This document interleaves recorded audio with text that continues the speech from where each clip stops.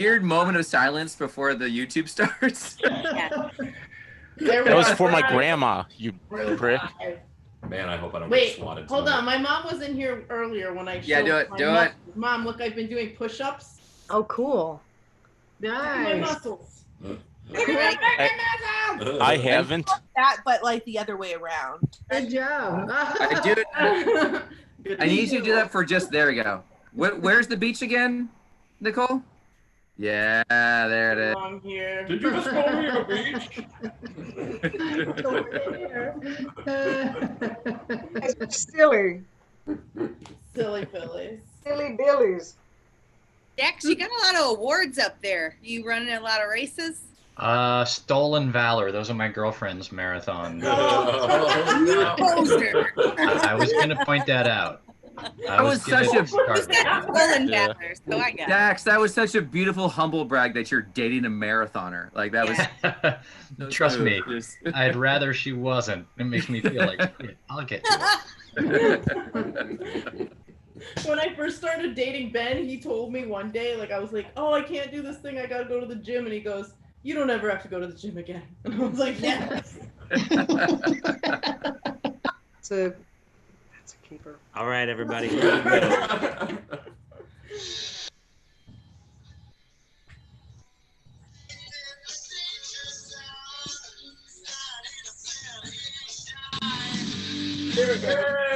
My bad, my bad.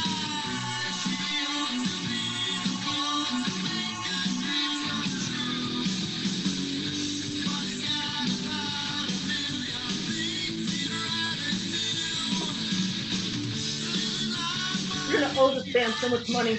I know. I know.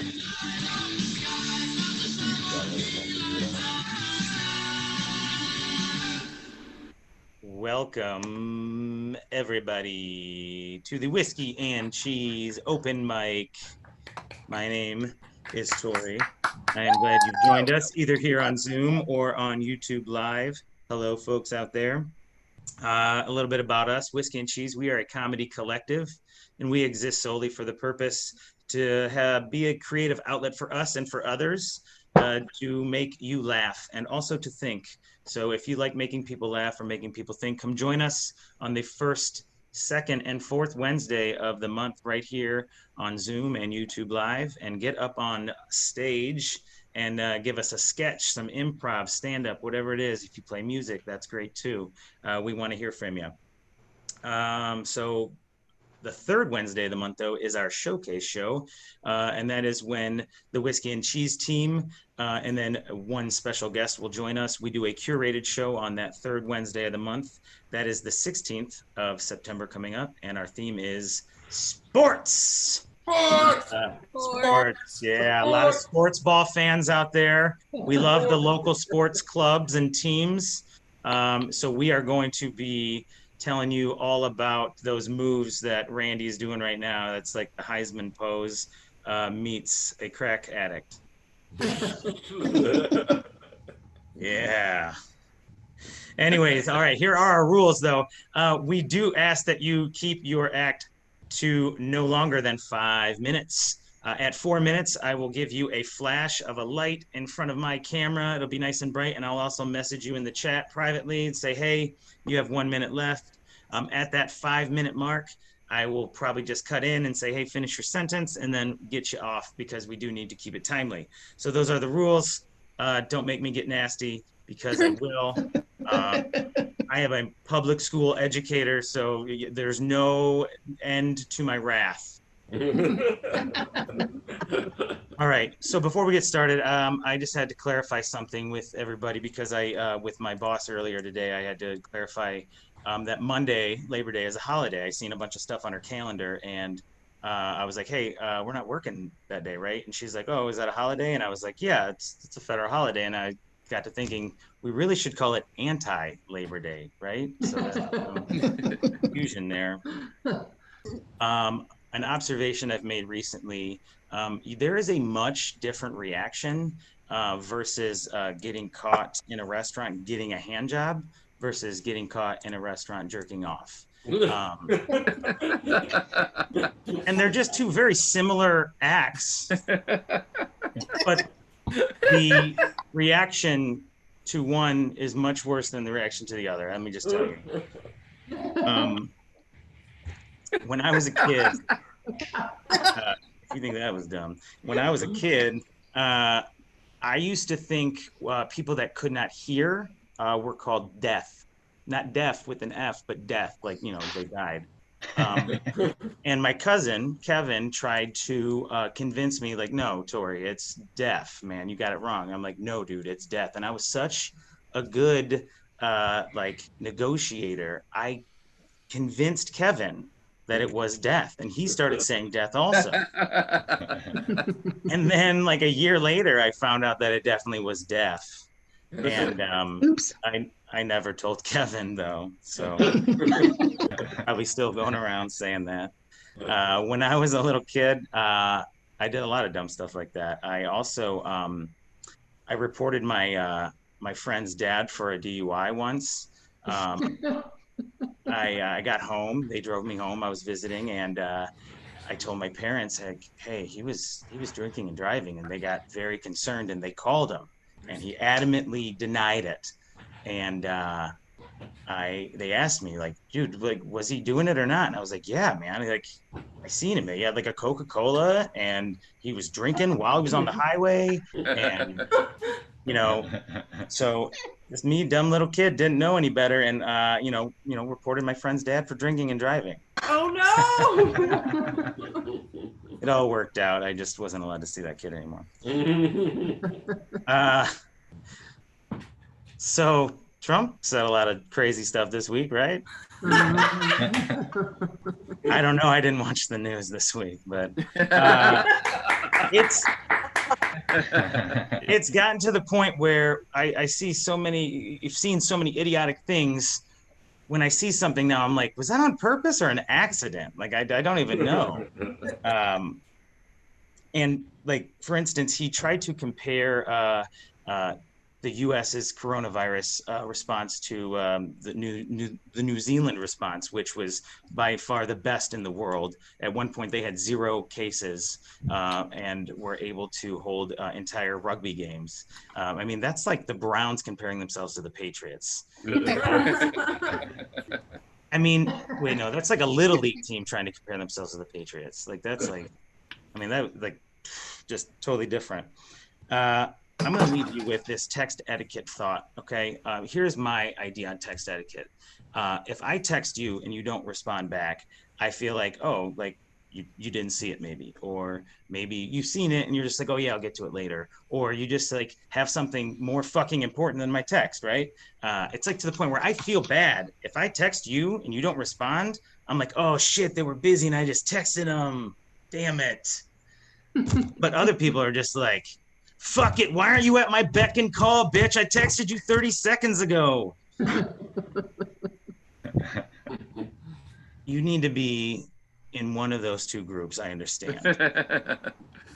But I beg you that just because you can doesn't mean you should. All right, guys. We are going to move on to our open mic comics now tonight. Like I should have reversed the order of my last 2 jokes. And I show you, I had it in a different order, and I literally put the switch mark right there. Oh, no! Go with your gut. Hey, we're all learning here. It's an open mic for a reason, right? Yeah! All right.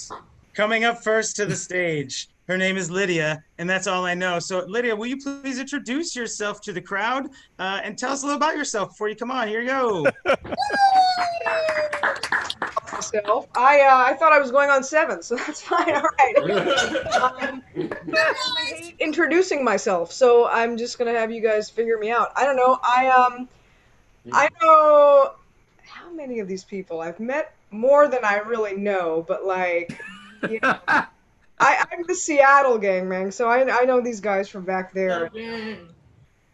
Crazy days of chaos. I do miss them, I must say. But I'm not gonna get into nostalgia now. Anyway, it's just I'm kind of late to this Zoom game. I don't know why it took me so long to get into it. it just it's probably, I mean, I have the same problem in Zoom comedy that I had in regular comedy that I've been doing for like 3,000 years, but I've been up like 17 times in those like 3 millennia. Because you have to like, you still have to like show up to the thing. Like it's still like you have to turn on and like be, and there's people, and yeah, same problems. So it's been hard to get to Zoom mics. So I'm a little bit clunky, but I'm extremely clunky. And also I find like I'm sitting, like my calves are exposed. This is just fucking weird. Like I don't, that's a no in comedy. I don't know. I'm sort of a, you know, I'm sort of in the classic school of like you don't do comedy with your calves showing. It's just fucking. I am seated on a cushion. I have like, it's, you know, there's wicker. I've never seen wicker associated with comedy. My ass, which is like cushions are not conducive to performance unless you work in a whorehouse. Like that's appropriate place for cushions and performance. And I don't have really a big problem with COVID. I'm kind of used to staying home. I'm a big homebody. I think it's my generation. I'm Gen X. That's right, the generation that stays home. Exactly, because yeah, man, we were the original latchkey kids, right? Yes. What did they tell us? They said, you know what? Go home, lock the door, and stay there. We did. Like, that's where we are. That's where I am. We're at home. We just didn't leave. You know, we obeyed. So it's funny because, like, you know, I have friends. I am unyoked, okay? I am unyoked. In the current vernacular, that means, you know what it means, right? I'm quite single and have been forever. And a friend of mine says, you know what? Don't worry. Your soulmate, you're going to find him. I know he's out there. He's out there. And I'm like, you know what? I was thinking about it. I tend to like men in my age range. If he is in my age range, he's probably not out there. If he's just not out, he's in there in the great expanse of like homes and houses and apartments and caves and basements and tents. Hopefully not tents. But, and so it got me thinking, I'm probably not going to meet somebody in my generation, so I should probably open up to like some of the other generations, right? First one you think of is like millennial, but it's like, you know what? I don't own my own home either, so a dead end thing. And then I don't know, boomers. I don't really have those kind of daddy issues. I just don't. Like that spark would be missing, you know, without them. So that leaves, you know, the great generation, which, hey. Whoa. It's harder to find, but you know what? It would allow me to work out some of my World War II fetishes. I mean, I'll fight the battle of the bulge, Daddy. I'll do it. I call him Daddy, like, and I'm like, I don't have daddy issues, but I'm calling an 81-year-old man Daddy. That's about his bulge. You know, I deserve it. Like, listen to that. So I said I don't have daddy issues, not in the classic sense, but I don't know. I had some weird stuff growing up. When I was a kid, like my dad was a good-looking guy. I had a good-looking dad, which was weird, right? Like when we were a little kid, it doesn't really matter. Puberty, you know, like it's weird, man, because like your friends like crush on your dad, which is insane. I mean, I had a friend tell me once, we were like 13, and she goes, your dad's really cute. He makes John Travolta look like John Candy. It's weird. She said that. That was a long time ago, right? And there's an irony to that in that was a long time ago, and my dad is actually a lot more like John Candy now. Not because he's fat. He's dead. Don't worry, he loves that joke. It's bad because, like, of the three, honestly, like, you know, John Candy, my dad, Travolta. Like, Travolta's the one that made it. Really, I'm like, okay, bitter life lesson. I get it. He's Michael, but still.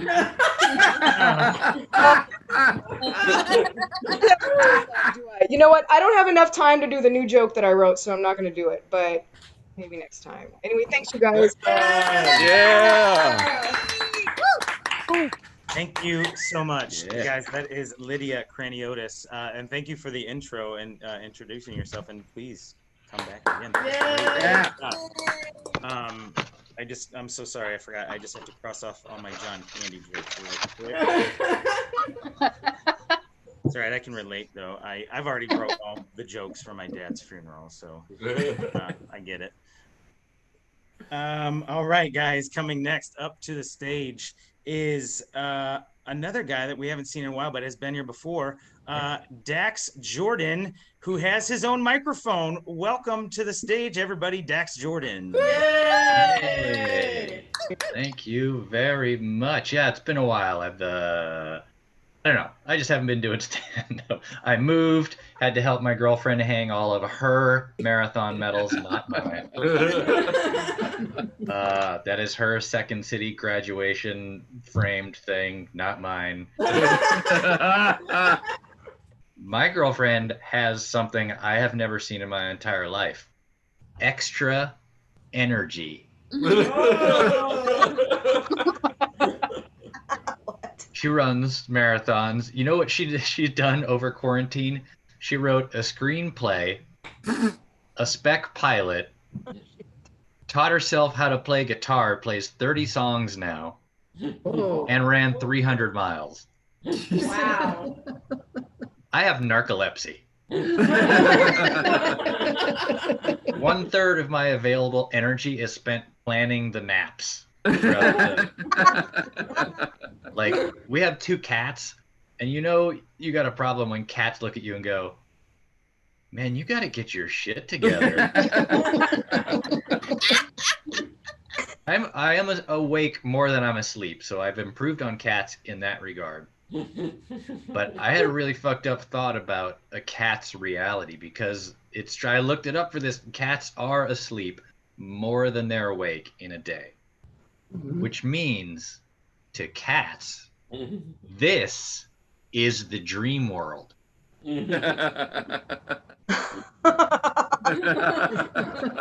Like, this is the not reality, and whatever's happening when their eyes are closed is the real reality, because that's where they spend more of their time. Imagine if your dream world, you're trapped in a 2-bedroom apartment and you shit in a sandbox. Like, no wonder they're asleep a lot. Do cats think that there's something stuck in their head? Why are they always bashing their heads into things at that glancing angle? Do they have like ghost brain dangles in there? One day I just want a cat to say, yo, I got water in my ear like 3 people years ago. I just cannot get that shit out. I don't think animals know about animal ears, by the way. If they did, when your dog turned 4, he'd be like, we got to talk about you moving out on your own, dude. You just got to grow up sometimes. I took a weed edible last night and enjoyed some ice cream, and I take a 5 milligram thing and I'm blasted for the night. That's the most I can do. Like, I'm a lightweight. I found this out the hard way. So numbers don't count for us, people who aren't experienced with weed. We don't understand what the numbers are. So here's your 3-tiered weed strength system for low, medium, and high strength. Here you go. Low strength, whoa. Because that's the minimum effect you want. And strength, whoa, dude. Hitting something plus checking in. And the high strength, dude, whoa. That's all I need. I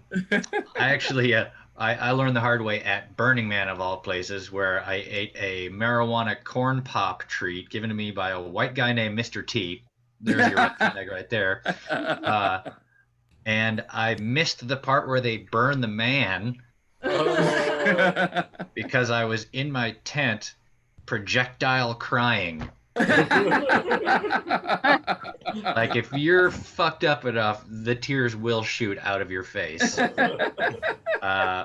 a few hours later, I made a trip to the porta potties. Now, remind you, this is day 6 of Burning Man, so they're not in good shape. And I see a purple-clad lady wizard stand there for a couple of minutes considering, and she's finally, all right, I'm going in. She goes in. She busts out 2 minutes later, and these were her exact words, and I've never heard anything more perfect and wonderful in my life. She says, "Goddess, dreadful." That was worth the entire trip right there. And I just wanted to let you guys know I have an ass that won't quit, at least according to my LinkedIn profile. Last thought, why do we call a tie a tie? You untie the tie exactly as often as you tie the tie, but everybody hates tying a tie. It would be a lot more popular if we just called them an untie. Thank you very much. That's my. Thank you, Dex.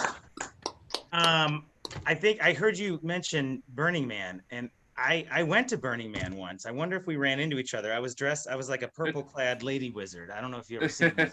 Oh, interesting. How did you not enjoy your shitbox? Yeah, no, that's why I was there. Yeah. God, all right. So the in the guy who desert. was laughing uncontrollably in the corner, that was me. Right. It's just like one big sandbox. All right. Now moving to another corner of the world. It is the corner of the world where one Seth Lazier operates. And tonight he's got a new headset, and you get to hear the sexy, sultry side of Seth Lazier. Here he is for your listening pleasure.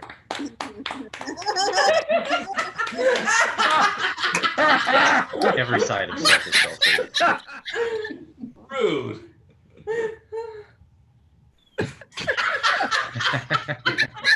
Would you like that strip club intro? I'm just waiting for the laughter to die down before I even speak a word. I mean, that's how good of a stage presence, an amazing performer I am. You just mentioned my name. I'm like the Vince Neil of comedy. So.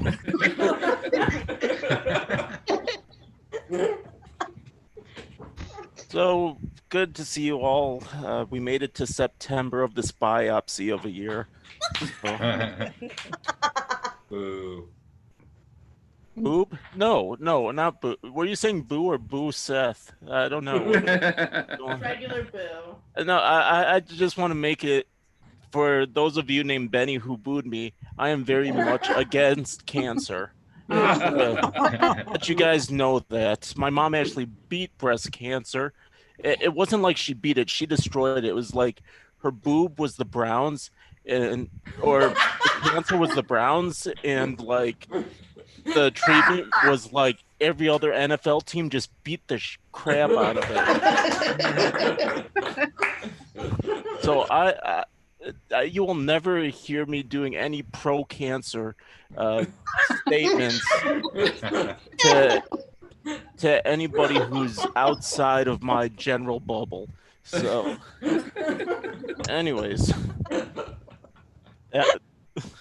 I'm already 2 minutes into my set. Thanks, guys. I literally got a list right here. I haven't even gotten to here yet. So, Jesus Christ. I was gonna mention. I mean, it's September and the fall holiday season is coming up. Yeah. This year I'm gonna be a slutty cat for Thanksgiving. So. And my family's got this great tradition. Every year we get together and we watch the Wet Ass Pussy music video.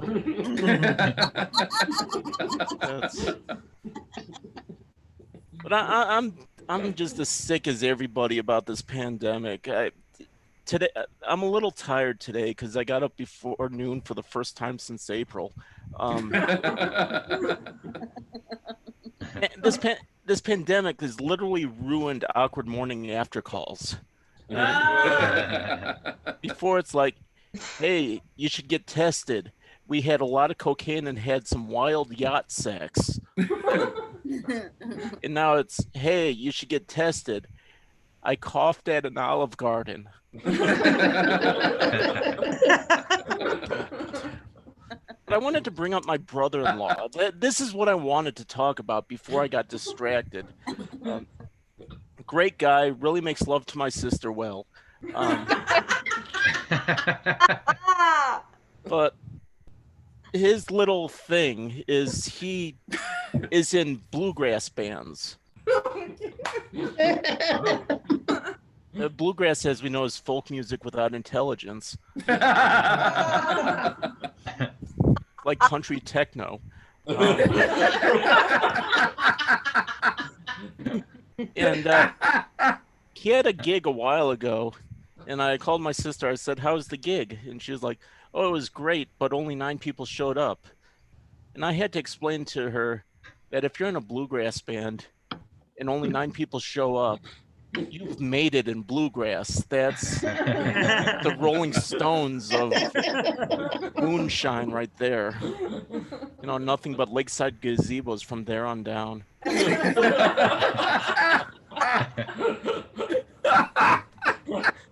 And I just want to end this on, by the way, thank you all for paying attention. I want to end this by, I used to live on a strip of road that had a lot of prostitutes on it. And for your safety and their safety, I just want to explain to you guys how you could tell if a person, male or female or whatever gender they prefer, is a prostitute. First thing, they're dressed unseasonably, either tight clothing or too little clothing. It's just, they stand out. The second way is they look back in traffic where if a car passes them, they always look at it. And the third way you can tell if someone's a prostitute is they'll have sex with you for money. Really a dead giveaway. And that's it for me. Hey. Yeah. 2 things, Seth. If you need to borrow my Halloween costume, so you don't need to buy one for this year, I got you covered. All right. So yeah, you said you're the Vince Neil of comedy, and I see that because you guys both stuff your pants before going on stage. Like, yeah, but mine's with dinner rolls.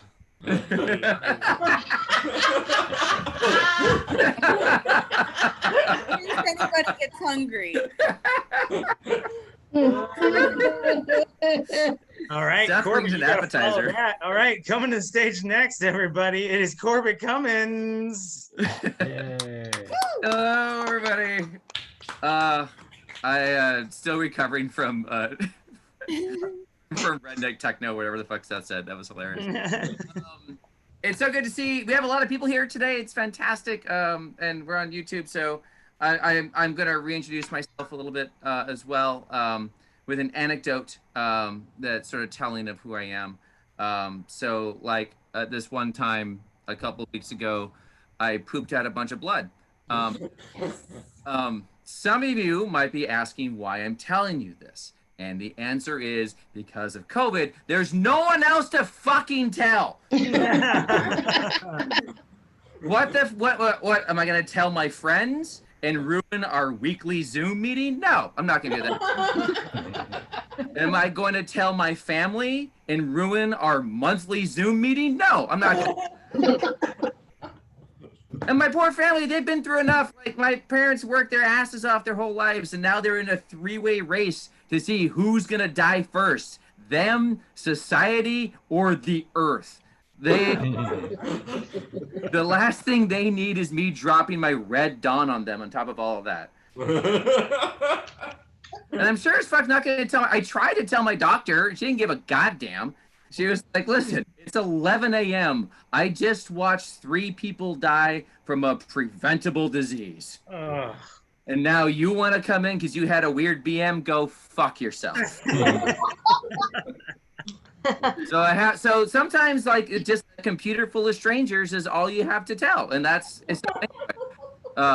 my way of saying thank you for being here. Moving on. Sports are weird. I think that a lot of what we're dealing with right now comes from the fact that the sports industry has stopped doing their job, and I blame LeBron James. Absolutely. No! Now I know a lot of you listening right now and on YouTube are saying to yourselves, listen, if I wanted to hear a white guy blame a black guy for fascism, I literally could have gone anywhere else on the internet. Stick with me. I promise you, I have an NPR-worthy twist at the end. So, let's go back to the beginning. Why do sports exist? They exist to give us something to do. Now, why is that important? Because if humans don't have something to do besides basic survival, we will eventually find a way to kill each other. Don't believe me, like I hear you don't. I suggest you read any history book ever fucking written. I mean, even the fake ones, like the Bible. Read it carefully. 80% of the Bible is bored people fucking with each other. That's the entire thing. So, because what happened, the truth is, stupid people need to get violent about something. That's just a part of human nature. And for decades, football, basketball, and baseball were that something. Like, back in the 80s, if you wore a Bengals jersey anywhere in Detroit, not only would you die, but you wouldn't even do an autopsy. They would find your shirt, rule it a suicide, and ship your ass back home. Another fun fact, during the 80s, about that, during the 80s, the GOP was pretty much free of Nazi sympathizers. Is that a coincidence? No, it's not. It's not because America was just full of better people back during the Guns N' Roses era. No. It was because the fascists were just too busy. You don't have time for politics if you're too busy rooting for all the Chicago Bulls to just die in a plane wreck. You don't have time for politics if you're packing disco records to throw at the Detroit Tigers, a thing. And this is true globally. Like, look at Europe.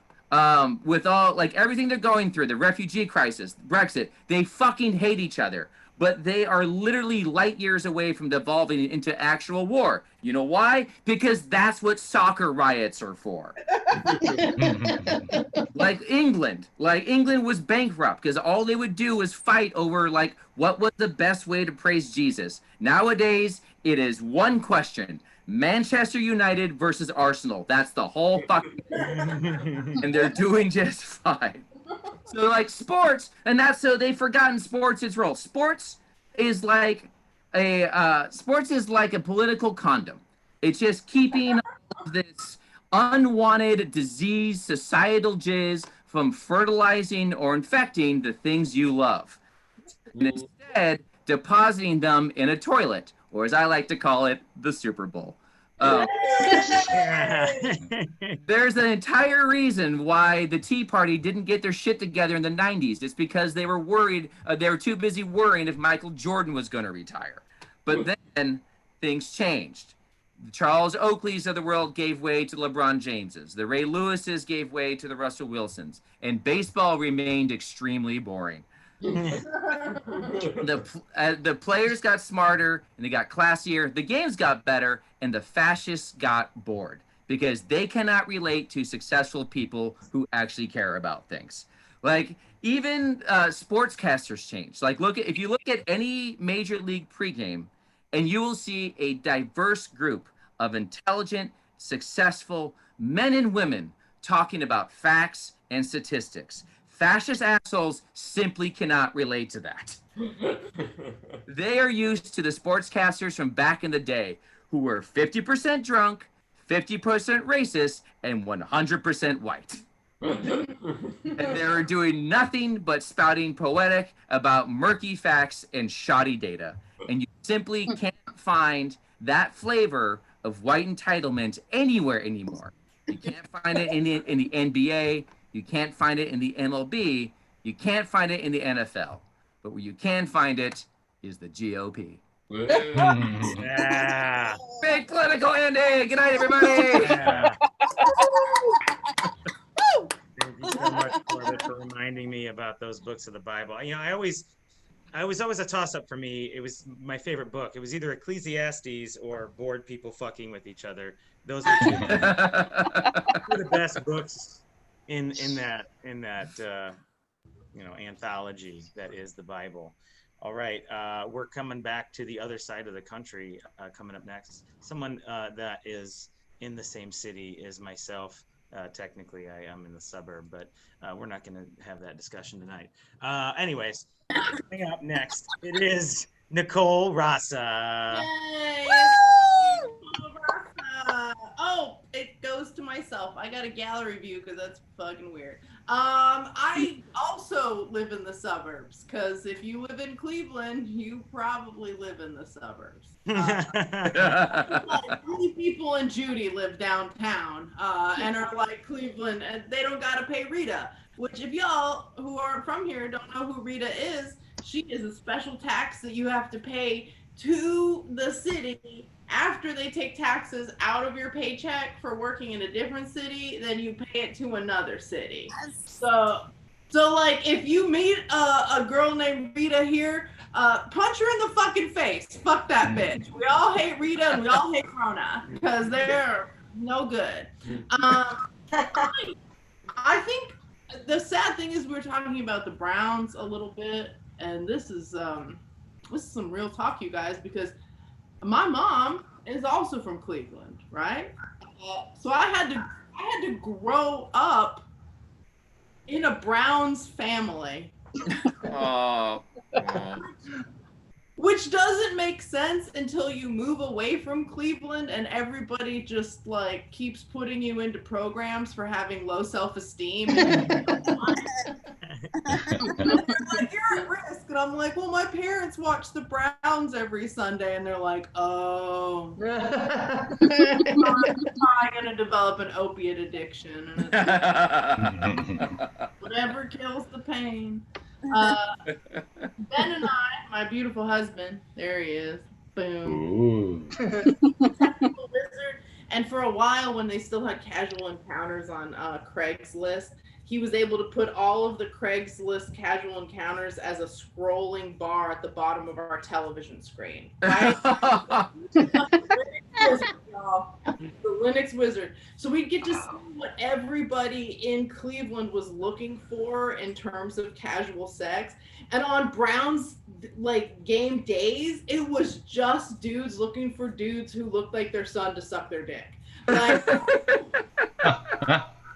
and I mean, do whatever you want to do. I'm not gonna slut shame, but maybe I got no answers for that. But it doesn't. It doesn't seem healthy. That's pretty much all I have in terms of preparing for the sports show.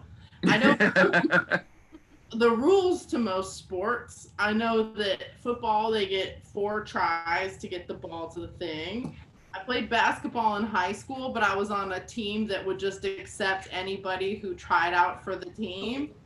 And my mom's saying no, but my graduating class was 48 kids. So like you had to pretty much be like, is there 6 of them who's willing to play fucking basketball? Like Nicole's 5'7 3/4. Maybe we can get her. Like, the sad thing is that one time I scored the most points in any game, and that was 8 points. And it was I never scored any points in. Like, I think that everyone was just like, she's probably bad at it, don't guard her. And I was like, it's suddenly up to me. This is fucked up. My fucking dream is coming true, and we're still gonna lose this fucking game. It was just like Teen Wolf, but I hadn't grown my beard yet because I was still young, and that's it. I hadn't grown my beard yet because I was still young. Like, I want to go get a haircut, and I'm like, oh, I bet you do. On your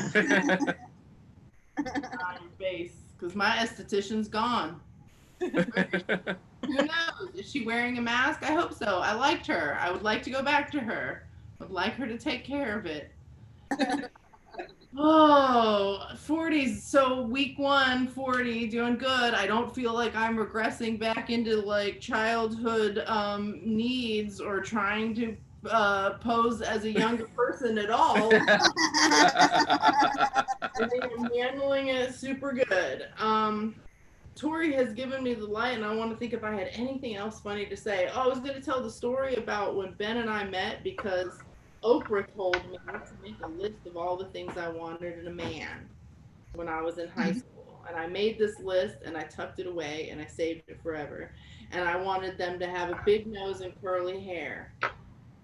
And that was pretty much all I put on the list. Which is super odd because that's just my mom. So you'll see she's going to sit down and you're going to go, oh shit, they really do look a lot alike. All right. It's true. Ben looks like both my parents. It's fucked up and weird. Okay, now you guys all know. Here are your parents. Here are both of your fucking parents. It's fine. All right, yay for me. Hey, I just want to say, I think you're downplaying the 8 points thing. I played basketball in high school, and I never scored 8 points. Really? Yeah, in high school, no, but I did make it to third base once. I never made it to third base in high school. You mean you never stopped at third base? Girl, I was unfuckable in high school, please. Same. People are like, you're going to the dance, and I'll be like, yeah, in theory. This is one of those moments when you feel like you've lost control of the show. The crowd is talking about how fuckable they were in high school. Louder people are talking about what is going on in the show. I feel like I had to reassert dominance there. Tori, you want to feel fuckable? Go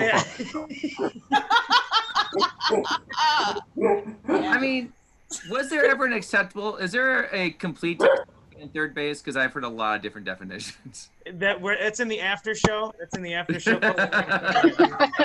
But first, we do have to get to another very, very funny woman who is also coming from Cleveland. I lied again. She's actually in the suburb also. And she's on her patio. Here she is, everybody. Randy Stroud. Yay! Hey guys. Hey.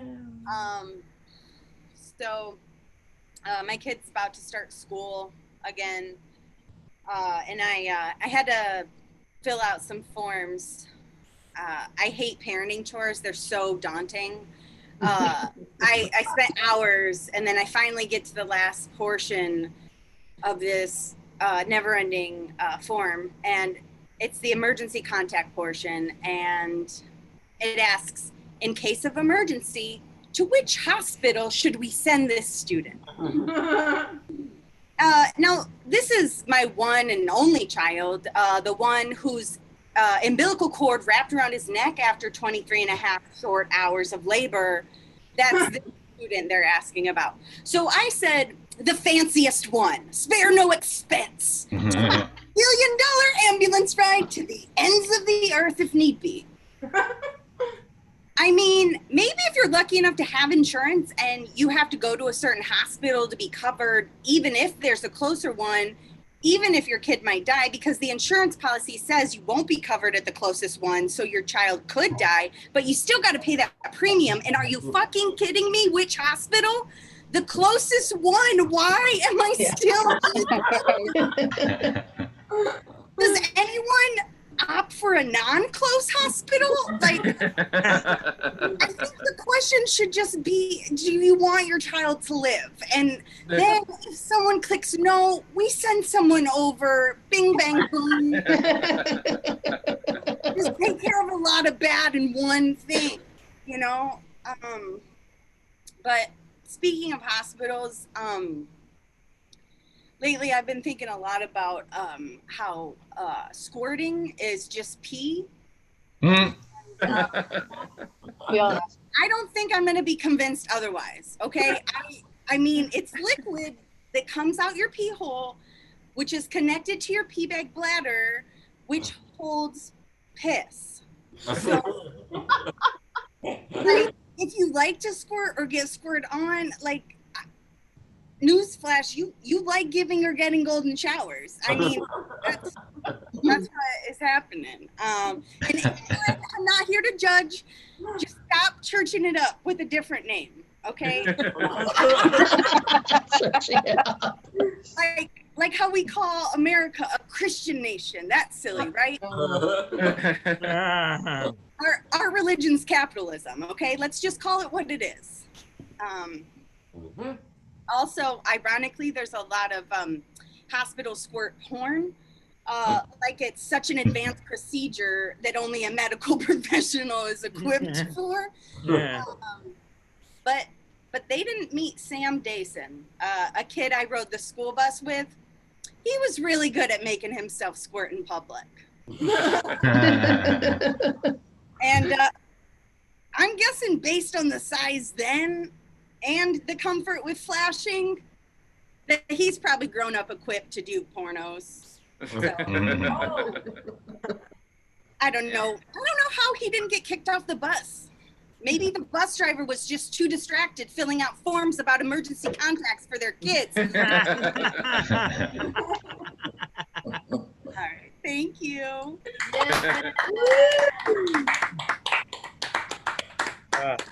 Gosh, if anyone doesn't know, that is my wife. I am married to. We were fighting earlier, and I was gonna force her off stage early, but her act was short, so I didn't get the chance to do that. So. You did that on purpose, didn't you, bitch? Undercut you. Golly.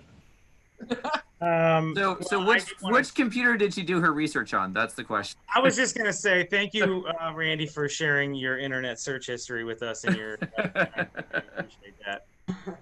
I'll make sure to use a different computer next time. All right, guys, that is our show tonight. Thank you so much for joining us. You can always join us here on Zoom and be in the crowd. Or get up on stage with us the first, second, and fourth Wednesday of the month. Once again, the third Wednesday is our curated show, September 16th. It is sports! Come in to check out some really great sports stuff on the 16th. Other than that, yeah, come and join us. Get up on stage, do an open mic, or get in the crowd, or just watch us on YouTube Live. There's lots of ways to watch. Check us out on Instagram, Whiskey and Cheese Comedy. See you guys later. Goodbye. Bye. Thank you. You guys can actually stay. I'm just saying bye to everybody on YouTube, so everyone else here can just chill if you want. I gotta go jump on an AMA. Bye. It was fun. Thanks for